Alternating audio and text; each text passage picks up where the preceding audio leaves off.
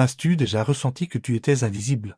Comme si tes prières se perdaient dans le silence et que ta douleur passait inaperçue, comme si tu continuais d'avancer, tenant bon, tandis que personne ne voyait vraiment ce que tu portais en toi? Aujourd'hui, nous parlons d'El Roi, le Dieu qui te voit, même lorsque les autres ne te voient pas. Et reste avec nous jusqu'à la fin de cette vidéo, car nous allons conclure par une prière pour tous ceux qui se sont déjà sentis négligés, oubliés ou seuls, et qui ont besoin de se rappeler que Dieu veillait sur eux depuis le début. Il y a des moments d'anse.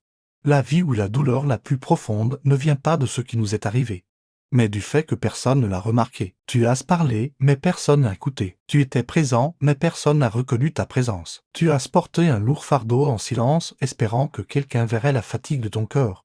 Et pourtant tu t'es senti invisible. Dans des moments comme ceux-ci, le nom El Roi devient plus qu'une vérité théologique.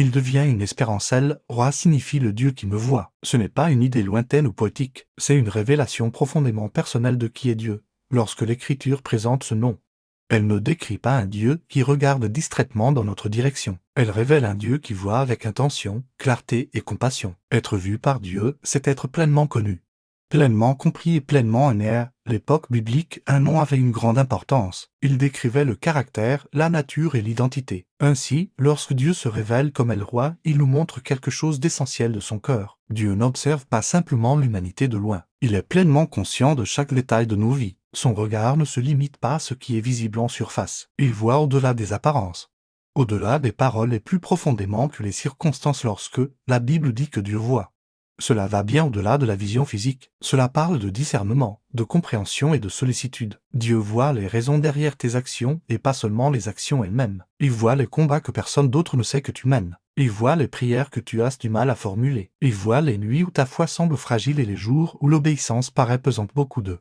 personnes croient que Dieu voit le monde, mais se demandent en silence s'il les voit personnellement. Elles croient qu'il veille sur les nations, l'histoire et la création, mais doutent qu'il remarque leur douleur intime. El Roi répond clairement à cette question. L'attention de Dieu n'est pas divisée. Sa grandeur ne diminue pas sa proximité. Il est assez vaste pour contenir l'univers et assez personnel pour voir chaque individu. Dire-le. Dieu qui me voit, c'est déclarer que tu n'es pas invisible.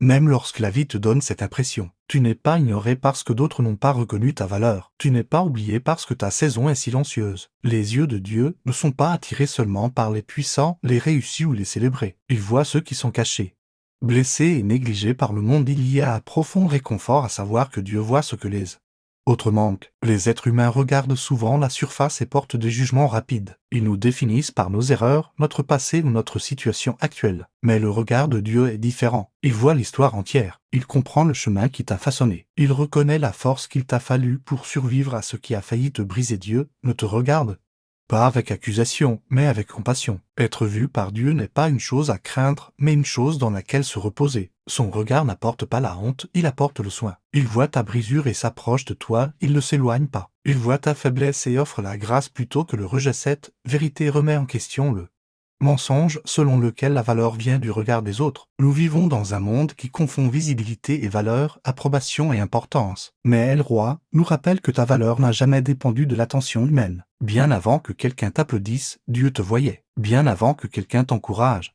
Dieu te connaissait. Même dans les saisons où ton obéissance passe inaperçue, Dieu voit. Quand tu choisis l'intégrité sans récompense, Dieu voit. Quand tu aimes fidèlement sans reconnaissance, Dieu voit. Quand tu continues de lui faire confiance tout en te sentant invisible, Dieu voit. Et parce que Dieu voit, rien dans ta vie n'est inutile. Aucune larme ne tombe sans être remarquée. Aucune prière n'est ignorée. Aucun moment de fidélité n'est oublié. Le regard de Dieu est stable, constant et immuable. Il ne perd pas de vue. Il n'oublie pas ses enfants. Le même Dieu qui te voit dans ton combat est le même Dieu qui te voit dans ce que tu deviens. Comprendre El Roi change ta manière de vivre. Tu cesses de chercher la validation des hommes et tu commences à te reposer dans l'assurance que tu es déjà vu par Dieu. Tu cesses de remettre en question ta valeur selon la réaction humaine et tu l'enracines dans l'attention divine de Dieu qui te voit, connaît ton nom, ton histoire et ton cœur. Et cette vérité seule suffit pour te porter à travers toutes les saisons. Pour comprendre pleinement le nom El Roi, nous devons revenir au moment où il a été prononcé pour la toute première fois. Ce nom n'a pas été révélé dans un palais ni dans un temple. Il n'a pas été proclamé par un roi, un prophète ou un prêtre. Il a été prononcé dans le désert par une femme mise de côté, négligée et blessée. Son nom était Agar. L'histoire d'Agar se trouve dans le livre de la Genèse, au chapitre 16, et c'est l'un des moments les plus humains, douloureux et tendres de l'Écriture. Elle était une servante égyptienne appartenant à Sarai. L'épouse d'Abraham, dans une culture où sa voix avait peu de valeur, Agar vivait déjà en marge. Elle n'était ni libre, ni puissante, ni protégée lorsque Sarai a souffert de stérilité.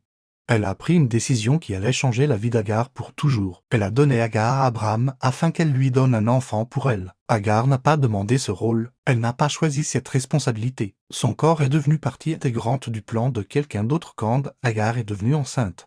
La tension a rempli la maison. Elle a été traitée durement. L'Écriture dit que Sarai l'a maltraitée et finalement Agar s'est enfuie. Enceinte, seule et rejetée, elle s'est enfuie dans le désert. C'est là que l'histoire devient profondément significative. Agar ne fuyait pas seulement une maison. Elle fuyait la douleur, l'humiliation et une vie devenue insupportable. Dans le désert, elle n'avait ni protection, ni provision, ni avenir clair. Au lieu du monde, elle était invisible. Une servante, une étrangère, une femme sans pouvoir social. Facilement oubliée, mais c'est là que Dieu intervient. La Bible dit que l'ange du Seigneur la trouva près d'une source d'eau dans le désert. Ce mot « trouva » est important. Dieu n'a pas attendu qu'Agar le trouve. Il est allé à sa recherche, au milieu de son isolement et de son désespoir. Dieu a poursuivi celle que personne d'autre ne cherchait, puis Dieu a fait quelque chose de remarquable. Il lui a parlé et il l'a appelé par son nom. Agar, servante de Sarai. C'est la première fois dans l'Écriture qu'un ange s'adresse à une femme en l'appelant par son nom. Dieu a reconnu son identité. Il a reconnu son histoire. Il l'a vu. Dieu lui a demandé d'où elle venait et où elle allait. Non pas parce qu'il manquait d'informations, mais parce qu'il l'invitait à parler. Il lui a donné une voix lorsque la vie l'avait réduite au silence. Il a écouté quand personne d'autre ne l'avait fait. Ensuite, Dieu lui a fait une promesse. Il lui a assuré que sa souffrance n'était pas passée inaperçue et que son enfant avait un avenir. Au cœur du désert, Dieu a donné de l'espérance à quelqu'un qui avait toutes les raisons de se sentir oublié. 7. Après cette rencontre, après avoir été vue, entendue et appelée personnellement, qu'Agar fait quelque chose d'extraordinaire. Elle donne un nom à Dieu. Elle dit « Tu es le roi », ce qui signifie « le Dieu qui me voit ». Ce moment est profond, car Agar est la seule personne dans l'Écriture qui donne un nom à Dieu, et le nom qu'elle choisit ne met pas l'accent sur la puissance, le jugement ou l'autorité. Il met l'accent sur l'attention de Dieu. Agar disait « J'ai été vue par Dieu ». Cela a une importance immense. Dieu n'a pas révélé El Roi par quelqu'un admiré par la société. Il l'a révélé par quelqu'un ignoré par la société. À travers Agar, Dieu a déclaré que son regard dépasse le statut social, l'origine, le genre et la position dans un monde qu'il ignorait. Dieu l'a remarqué. La déclaration d'Agar nous révèle quelque chose d'essentiel sur le caractère de Dieu. Dieu voit ce que les autres rejettent. Dieu remarque la souffrance que les autres minimisent. Dieu est présent dans les lieux que les autres évitent. Le désert n'était pas vide pour Dieu, il était saint. Parce qu'il y était, Agar a appelé cet endroit Bila Erol, ce qui signifie le puits du Dieu vivant qui me voit. Le lieu de sa douleur est devenu le lieu de sa rencontre. Ce qui devait être un lieu d'abandon est devenu un lieu de révélation. Cela nous montre que Dieu rencontre souvent les personnes à leur point et le plus bas et non dans leur force. Il n'attend pas que la vie soit bien ordonnée. Il entre dans le chaos, la confusion et le chagrin. L'histoire d'Agar nous rappelle que le regard de Dieu n'est pas sélectif. Il ne voit pas seulement les fidèles qui réussissent tout. Il voit les brisés qui essaient simplement de survivre. Il voit ceux qui sont pris dans des situations qu'ils n'ont pas choisies. Il voit ceux qui se sentent piégés, impuissants ou incompris. Puis-je avoir un amen? Affirmons la parole de Dieu ensemble. Le nom El Roi est né dans la douleur, mais il porte l'espérance. Il nous dit que même lorsque les systèmes humains échouent, les yeux de Dieu restent fixés sur ses enfants. Même lorsque les hommes abusent de leur autorité, Dieu intervient avec compassion. Agar est repartie de cette rencontre transformée. Elle faisait toujours face à des difficultés, mais elle n'était plus invisible. Elle avait rencontré le Dieu qui voit, et cela a tout changé. Si Dieu a vu Agar dans le désert, il te voit aussi. L'une des réalités les plus difficiles de la vie est de découvrir que la douleur peut être invisible. Tu peux être entouré de personnes et pourtant te sentir invisible. Tu peux paraître fort à l'extérieur tout en te brisant à l'intérieur. Certaines des blessures les plus profondes sont celles que personne ne remarque jamais. C'est ici que la vérité d'El Roi parle avec une puissance extraordinaire. Dieu ne voit pas seulement ce qui est évident, il voit ce qui est caché. Il voit les endroits invisibles du cœur humain qui ne sont jamais exprimés dans les conversations, alors que les êtres humains sont attirés par les apparences. L'attention de Dieu est attirée par la réalité. La vision humaine est limitée. Nous voyons le comportement, mais nous manquons souvent le fardeau qui se cache derrière. Nous entendons les paroles, mais nous manquons les blessures qui les façonnent. Nous célébrons la force sans remarquer l'épuisement qu'elle a exigé. Mais le regard de Dieu va plus loin. Il voit au-delà de ce qui est montré et jusque dans ce qui est porté. Il y a des personnes qui se lèvent chaque jour en portant un chagrin que personne ne reconnaît. Des pertes qui n'ont jamais été pleurées publiquement. Des prières qui n'ont jamais reçu la réponse espérée. Des combats qui n'ont jamais fait de bruit. Au lieu du monde, elles fonctionnent. Au lieu de Dieu, elles souffrent. Et cela compte Dieu voit la douleur que tu as appris à cacher, il voit les larmes qui coulent en secret. Il voit les moments où tu te sens dépassé, mais où tu continues d'avancer parce que d'autres dépendent de toi. Il voit le poids émotionnel que tu as appris à porter en silence pour ne pas être un fardeau pour les autres, même lorsque ta douleur n'a pas de mots. Dieu la comprend parfaitement, c'est ce qui distingue un roi. Dieu n'est pas attiré uniquement par la brisure visible, il est attentif à la souffrance silencieuse que les autres ne remarquent pas, les luttes qui ne figurent jamais dans les demandes de prière, les doutes que tu n'oses pas dire à voix haute, la solitude qui existe même au milieu de salles pleines. Dieu voit ceux qui se sentent oubliés, il et à des saisons où la vie pousse les gens à l'arrière-plan, la maladie peut isoler, les responsabilités peuvent consumer, les sacrifices peuvent passer inaperçus. Certaines personnes passent des années à se donner pour les autres sans presque aucune reconnaissance en retour. Elles servent, elles donnent, elles endurent, et se sentent invisibles en le faisant, mais être invisible aux yeux des hommes ne signifie pas être invisible aux yeux de Dieu. Dieu voit le parent fidèle dont les efforts ne sont pas remarqués. Dieu voit la personne qui fait ce qui est juste lorsque cela lui coûte la reconnaissance. Dieu voit celui qui choisit l'intégrité alors que le compromis apporterait des applaudissements. Dieu voit les prières murmurées dans l'obscurité lorsque l'espérance semble fragile. L'Écriture révèle sans cesse un Dieu qui remarque ce que les autres négligent. Il voit l'offrande de la veuve lorsque les autres ne voient que la somme. Il voit la femme qui cherche la guérison au milieu de la foule. Il voit Zaché dans l'arbre lorsque tous les autres ne voient qu'un traître. L'attention de Dieu se tourne vers l'invisible et, lorsque Dieu voit, il ne reste pas distant, le regard de Dieu est actif. Il est lié à la compassion. Il n'est pas seulement conscient de la souffrance, il en est touché. Lorsque Dieu voit l'invisibilité, il répond par sa présence. Lorsqu'il voit la douleur, il s'approche. Lorsqu'il voit l'isolement, il parle. L'identité destinée à être vue par Dieu ne signifie pas toujours que les circonstances changent immédiatement, mais cela signifie toujours que tu n'es pas seul. La présence de Dieu dans les saisons invisibles est souvent ce qui soutient les personnes lorsque les réponses tardent. Il y a aussi un autre aspect au fait d'être invisible. Parfois, les personnes se sentent invisibles non à cause de la souffrance, mais à cause de l'obéissance. Tu fais ce que Dieu te demande même lorsque cela n'apporte aucune reconnaissance. Tu choisis la fidélité plutôt que les applaudissements. Tu restes constant lorsque renoncer serait plus facile. Ces actes discrets attirent rarement l'attention, mais ils n'échappent jamais au regard de Dieu. Dieu voit ton obéissance dans le secret. Jésus lui-même a dit que ce qui est fait en secret est vu par le Père. Cela signifie qu'aucun acte de fidélité n'est perdu, aucun moment d'obéissance n'est oublié, aucun sacrifice ne passe inaperçu, même lorsque les hommes ne t'encouragent pas.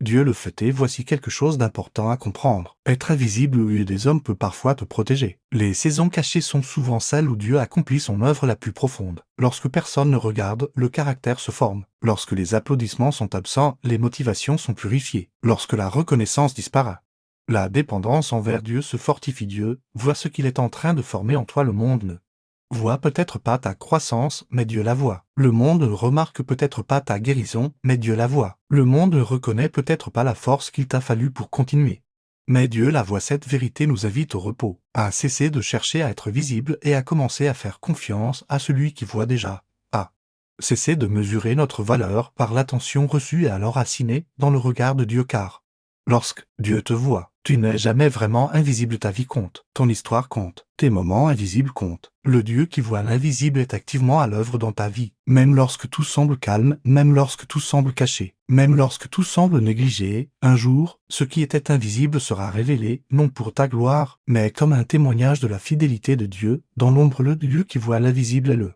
même Dieu qui te voit en ce moment. Il serait réconfortant de savoir que Dieu nous voit, mais ce serait incomplet si son regard s'arrêtait là. La puissance d'El Roi ne réside pas seulement dans le fait que Dieu voit, mais dans le fait que Dieu répond. Sa vision n'est jamais passive. Lorsque Dieu voit, quelque chose se met en mouvement. Le ciel n'est pas indifférent à la douleur humaine dès le début de l'Écriture.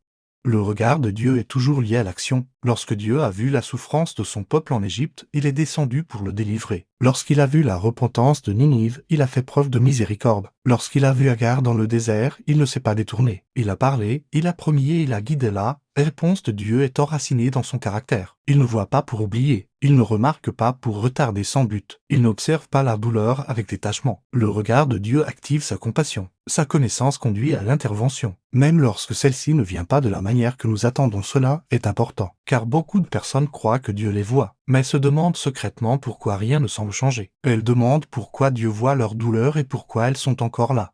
Pourquoi Dieu connaît leur lutte et pourquoi il ne l'a pas encore réglée. Ces questions ne sont pas des signes d'une foi faible. Ce sont des réponses humaines face à l'attente. La réponse de Dieu ne signifie pas toujours un retraite immédiat de la difficulté. Parfois, sa réponse est une direction plutôt qu'une fuite. Parfois, c'est la force plutôt que le secours. Parfois, c'est l'assurance plutôt que l'explication. Mais une chose est certaine, Dieu répond toujours dans l'histoire d'Agar.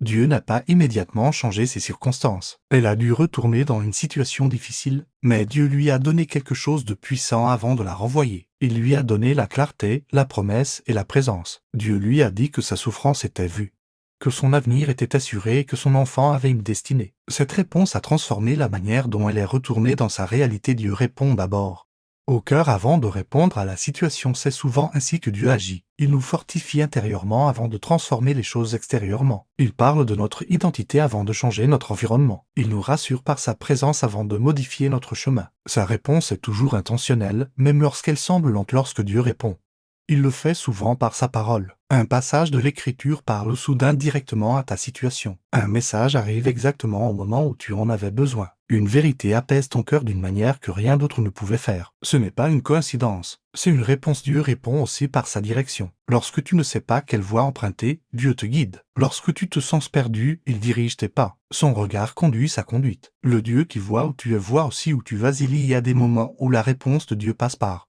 les personnes, un appel téléphonique opportun, une conversation qui apporte de la clarté, un soutien qui arrive de manière inattendue. Dieu utilise souvent des mains humaines pour exprimer son soin divin. Même alors, c'est toujours El Roi à l'œuvre, mais il y a aussi des saisons où la réponse de Dieu est plus silencieuse. Si ce message parle à votre esprit, tapez simplement Amen ci-dessous. Cela bénit mon cœur. Où rien ne semble changer à l'extérieur, mais où quelque chose se transforme à l'intérieur. La foi s'approfondit, la confiance grandit, l'endurance se fortifie. Ces réponses ne sont pas moins puissantes. Même si elles sont moins visibles, la réponse de Dieu est toujours façonnée par sa sagesse, et non par notre urgence. Cela ne signifie pas que Dieu est distant ou indifférent. Cela signifie qu'il voit l'ensemble du tableau. Il sait ce que le soulagement immédiat te coûterait plus tard. Il sait ce que l'attente produit en toi. Le temps de Dieu n'est pas un refus. C'est un décès. Il y a aussi du réconfort à savoir que Dieu répond à la justice. Lorsque le pouvoir est mal utilisé, lorsque des voix sont réduites au silence, lorsque le mal n'est pas reconnu, Dieu voit et il répond en son temps. L'Écriture nous rappelle que Dieu est le défenseur des opprimés et le refuge des cœurs brisés. Aucune injustice n'échappe au regard de Dieu. Aucune douleur n'est ignorée. Aucune larme n'est perdue. Parfois la réponse de Dieu est la délivrance. Parfois c'est la provision. Parfois c'est la protection. Parfois c'est une paix qui dépasse toute compréhension au milieu du chaos. Mais c'est toujours une réponse. La plus grande réponse que Dieu ait jamais donnée à l'humanité ne fut pas un moment, mais une personne. Jésus est l'expression ultime del Roi. Dieu a vu la brisure de l'humanité et il a répondu en s'approchant. Il n'a pas envoyé des instructions à distance. Il est entré dans notre souffrance à travers Jésus.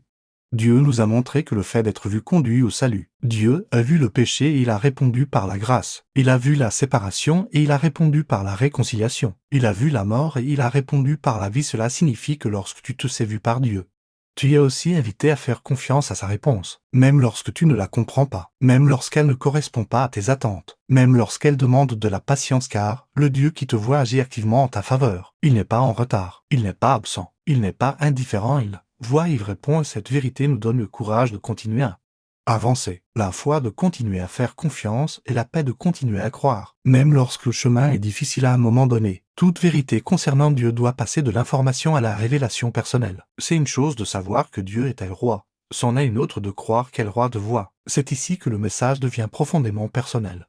Car la théologie ne nous transforme que lorsqu'elle touche notre expérience utile et à des saisons dans la vie où être vu devient un besoin profond. Tu peux faire tout ce que tu sais faire et pourtant te sentir ignoré. Tu peux donner le meilleur de toi-même et te demander si cela compte vraiment. Tu peux porter la douleur, la responsabilité ou la déception en silence, espérant que quelqu'un reconnaîtra le poids que tu portes. Dans ces moments, une question s'élève doucement dans le cœur. Est-ce que quelqu'un me voit? La vérité d'El Roi répond à cette question sans hésitation. Dieu te voit, non pas une version de toi, non pas une version filtrée. Non pas le visage fort que tu montres au monde. Il voit le vrai toi. Il voit tes pensées, tes peurs, tes espérances et tes luttes. Rien dans ta vie n'est caché à sa connaissance. Cela signifie que tu n'as pas besoin de jouer un rôle pour être remarqué par Dieu. Tu n'as pas besoin de prouver ta valeur. Tu n'as pas besoin d'expliquer parfaitement ta douleur. Dieu te voit exactement là où tu es et non là où tu penses devoir être maintenant. Il te voit en cheminement, pas seulement dans le résultat pour certains, Cette vérité apporte du réconfort. Pour d'autres, elle suscite une émotion inattendue. Être vu peut sembler vulnérable, mais avec Dieu, être vu est sûr. Son regard n'expose pas, il guérit. Il ne te regarde pas pour te condamner, mais pour prendre soin de toi lorsque tu comprends que Dieu te voit. Cela change la manière dont tu portes tes luttes. Tu ne te sens plus seul face à elles. Tu peux encore affronter des difficultés, mais tu ne les affrontes plus dans l'invisibilité. La connaissance que Dieu a de ta situation devient ton assurance, même lorsque les réponses tardent.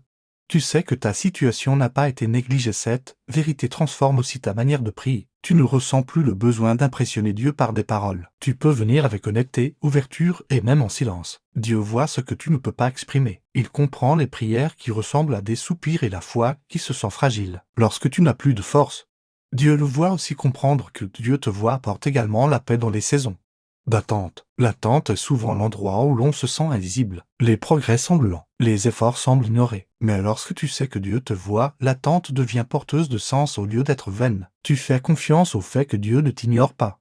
Il te prépare. Cette vérité remet aussi en question une autre lutte courante, la comparaison. Lorsque tu crois que Dieu te voit, tu cesses de mesurer ta vie à la visibilité des autres. Tu arrêtes de rivaliser pour l'attention. Tu cesses de chercher l'approbation de personnes qui ne comprendront peut-être jamais ton chemin. Le regard de Dieu devient suffisant, lié à des personnes qui ont besoin d'entendre ceci aujourd'hui. Tu n'es pas en retard, tu n'es pas oublié, tu n'es pas négligé par le ciel. Dieu voit ton obéissance, même lorsque personne ne l'applaudit. Il voit ta fidélité, même lorsqu'elle te semble ordinaire. Il voit ta persévérance, même lorsque tu te sens épuisé. Dieu voit aussi tes blessures. Certaines sont anciennes, d'autres sont récentes. Certaines, tu as appris à vivre avec elles. Tu as peut-être été blessé par des personnes qui n'ont jamais reconnu le mal qu'elles ont causé. Tu as peut-être vécu une perte qui t'a changé à jamais. Dieu voit cette douleur et il ne la minimise pas. Être vu par Dieu nous invite aussi à vivre différemment. Lorsque nous savons que Dieu nous voit, nous sommes libérés de la dissimulation. Nous n'avons pas besoin de prétendre être plus forts que nous ne le sommes. Nous n'avons pas besoin d'étouffer nos questions. Nous pouvons vivre avec sincérité devant Dieu, en ayant confiance que sa grâce nous rejoint là où nous sommes et voici un changement puissant qui se produit lorsque tu accueilles cette vérité. Tu commences à voir les autres différemment. Lorsque tu sais ce que signifie être vu par Dieu, tu deviens plus attentif à ceux qui t'entourent. Tu remarques ceux qui sont négligés. Tu fais preuve de compassion envers ceux qui luttent. Tu deviens un reflet d'El Roi dans un monde qui échoue souvent à voir. Le regard de Dieu n'est pas destiné à s'arrêter à nous. Il nous transforme en personnes qui voient. Alors si tu te sens invisible aujourd'hui, laisse cette vérité s'enraciner profondément dans ton cœur. Dieu te voit dans ta lutte, il te voit dans ton effort, il te voit dans ton attente, il te voit dans ce que tu deviens. Tu n'es pas invisible aux yeux de Dieu. Tu ne l'as jamais été. Tu ne le seras jamais. Le même Dieu qui a vu Agar dans le désert te voit là où tu es. Et cette vérité n'est pas seulement réconfortante. Elle transforme la vie. Lorsque nous parlons d'El Roi, nous ne parlons pas d'un attribut isolé de Dieu. Ce nom ne se tient pas seul. Il ouvre une fenêtre sur le caractère même de Dieu et révèle comment sa nature agit dans une parfaite harmonie. El Roi nous montre que la capacité de Dieu à voir n'est pas une connaissance détachée, mais une attention aimante, fidèle et pleine de dessein. Dire que Dieu voit, c'est dire que Dieu connaît. Mais la connaissance de Dieu n'est ni froide ni impersonnelle. Il ne recueille pas des informations comme un simple spectateur. Il connaît parce qu'il aime. Son omniscience est toujours façonnée par son amour. Cela signifie que rien dans ta vie n'est inconnu de Dieu, et que rien de ce qu'il sait sur toi ne l'amène à retirer son affection. Dieu voit chaque détail de ta vie, non pour te contrôler, mais pour te conduire comme un berger. Son regard est protecteur, comme un parent aimant qui veille attentivement sur son enfant.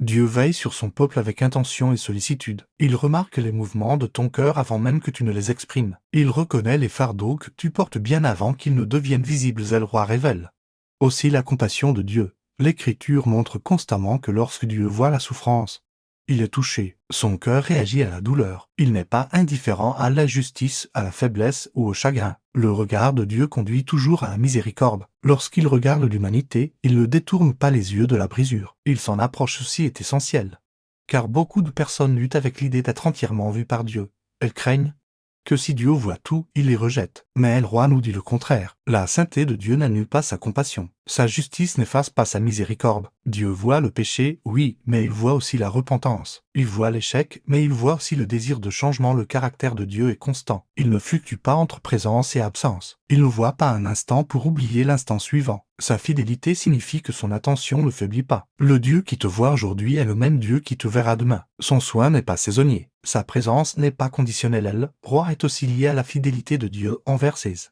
Promesse. Lorsque Dieu voit, il se souvient. Il n'oublie pas ce qu'il a déclaré, même lorsque l'accomplissement semble tarder. Les promesses de Dieu demeurent vivantes parce qu'il veille sur elles. L'Écriture dit que Dieu veille sur sa parole pour l'accomplir. Son regard garantit sa fidélité. Cela est particulièrement réconfortant dans les saisons où la vie semble stagnante. Tu peux avoir l'impression que rien ne se passe. Mais le caractère de Dieu nous assure que son œuvre commence souvent bien avant que les résultats n'apparaissent. Dieu voit ce qui se forme sous la surface. Il voit la croissance que tu ne peux pas encore mesurer. Il voit le dessein qui se déploie. Même lorsque les progrès semblent lents, le caractère de Dieu révèle aussi que son regard est profondément personnel. Il n'aime pas l'humanité en général tout en négligeant les individus. Il aime personnellement. Il voit individuellement. Jésus l'a démontré à maintes reprises. Il remarquait les personnes dans la foule. Il s'arrêtait pour ceux qui étaient négligés. Il appelait les gens par leur nom. Ce n'était pas une rupture avec le caractère de Dieu, mais son expression parfaite en Jésus. Et le roi a pris cher. Dieu n'a pas observé la souffrance humaine depuis le ciel. Il y est entré. Il a connu la faim, le rejet, le chagrin et la douleur. Par Christ, Dieu nous a montré que son regard conduit à l'engagement. Il n'est pas distant de la lutte humaine. Il la comprend intimement. Cela signifie aussi que le regard de Dieu est rédempteur. Il voit non seulement qui tu es, mais aussi qui tu deviens. Il ne te définit pas par ton pire moment. Il voit ton avenir alors que tu es encore en chemin. Le caractère de Dieu lui permet de tenir ensemble la vérité et la grâce. Comprendre et le roi transforme notre manière de voir Dieu. Il n'est pas un inspecteur qui attend l'échec. Il est un père qui veille avec soin. Il n'attend pas de révéler la faiblesse, mais de la fortifier. Son regard n'est pas dur. Il est rempli d'espérance. Cette vérité nous invite à la confiance. Lorsque tu connais le caractère de Dieu, tu peux te reposer dans son regard. Tu n'as plus besoin de te cacher. Tu n'as plus besoin de chercher l'approbation. Tu peux vivre avec vérité devant un Dieu qui sait déjà et qui aime encore. Et le roi nous assure que la puissance de Dieu n'est pas séparée de sa bonté. Sa connaissance n'est pas séparée de sa miséricorde. Sa souveraineté n'est pas séparée de sa proximité. Tout ce qui concerne Dieu agit ensemble pour le bien de ceux qu'il aime. Alors lorsque la vie devient incertaine, souviens-toi de qui est Dieu. Lorsque la peur murmure que tu es seul, souviens-toi de ce que Dieu voit. Lorsque le doute remet en question le soin de Dieu, souviens-toi de son caractère. Le Dieu qui te voit est bon. Le Dieu qui te voit est fidèle. Le Dieu qui te voit est amour. Et c'est le fondement de notre confiance après tout ce que nous avons appris sur El Roi. C'est ici que la vérité devient personnelle. C'est ici que la connaissance se transforme en réponse. Car comprendre que Dieu voit n'est pas destiné à rester une information, mais à façonner notre manière de vivre et de faire confiance. Prends un moment et réfléchis. Dans quel domaine de ta vie t'es-tu senti invisible? Non pas devant Dieu, mais devant les hommes.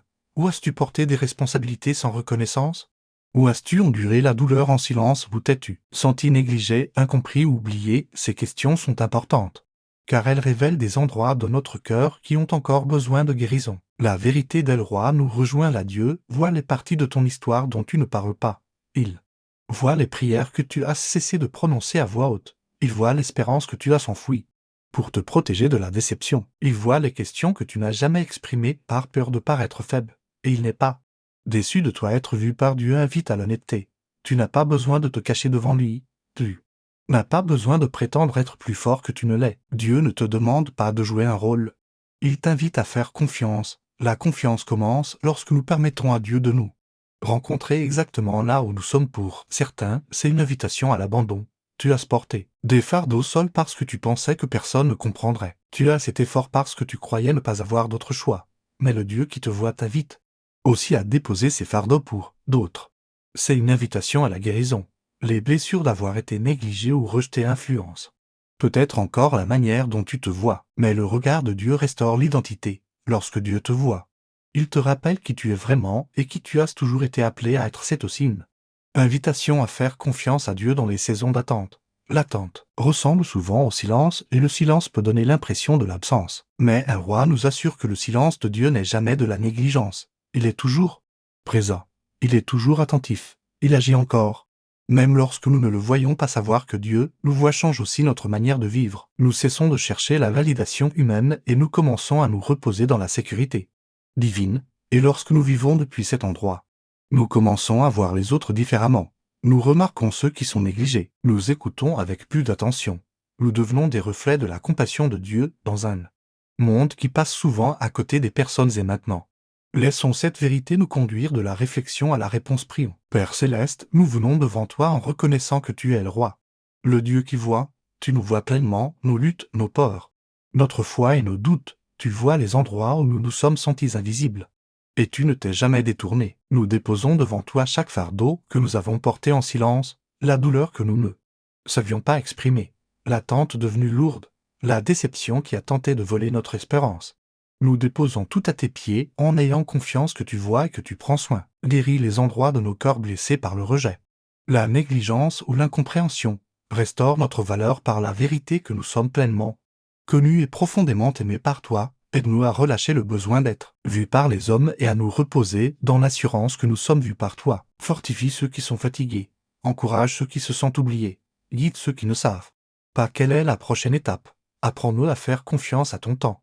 Même lorsque nous ne comprenons pas l'attente, donne-nous des yeux pour voir les autres comme tu nous vois. Utilise-nous pour remarquer ceux qui sont invisibles. Aimer ceux qui sont négligés et refléter ton cœur partout où nous allons, nous abandonnons à toi aujourd'hui, est le roi. Nous te faisons confiance pour nos histoires, nos luttes et notre avenir. Nous choisissons de croire que nous ne sommes jamais seuls. Au nom de Jésus, nous prions. Amen. Si cette prière t'a béni, nous t'invitons à t'abonner à notre chaîne et à activer la cloche pour rester connecté à notre famille grandissante. Partage cette vidéo avec tes proches et amis afin qu'ensemble nous soyons un canal de bénédiction pour beaucoup. Cette chaîne appartient à nous tous comme une famille en Christ. Chaque partage permet de toucher plus de cœurs avec la parole de Dieu. Nous t'encourageons aussi à laisser tes sujets de prière dans les commentaires afin que nous puissions nous unir dans la foi et prier les uns pour les autres. Si tu ressens dans ton cœur de soutenir cette chaîne, tu peux rejoindre notre programme de membres. Merci pour ton amour et ton soutien. Que le Seigneur te bénisse abondamment.